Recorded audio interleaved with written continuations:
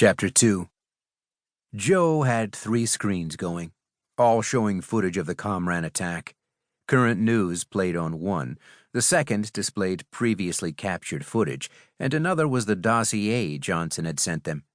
This last contained little new information, since Sergeant Major Johnson was personally keeping them up to date.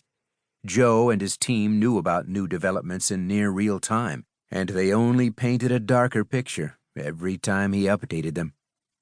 The Komran invasion on Odin was still progressing, but if they had the same objective as the fleet that attacked Mimir and kicked off the whole thing, the Komran could survive in some harsh environments. They were all but glassing the planet. By Johnson's call, this wasn't a force attempting to take over a world to begin a campaign. It was an all-out assault.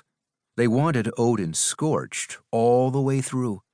While their force wasn't paltry, it didn't seem like something that could effectively take over a planet on its own. He was missing 2 things. Odin lost a big chunk of its military in one blast, and this wasn't a force gingerly trying to pick apart a planet for its use. This force was hell-bent on utter destruction. Joe recalled how the Komran reacted to the death of their leader back on Mimir. Even when outgunned, they fought more wildly than when they were at full force. Their anger and grief fueled them into a frenzy. He had to imagine the entire Komran contingent on the planet felt that rage and was taking it out on the population.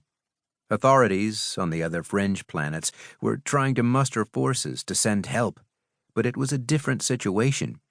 They had faced the aliens head-on, but their planet's barriers protected them from the heavier fire of the warships and monoliths. If they got to Odin in time, most of the fighting would be guerrilla-style, since the Komran forces had spread out. Without planetary guns to defend them, their fighters and ships wouldn't have the advantage they had on Mimir.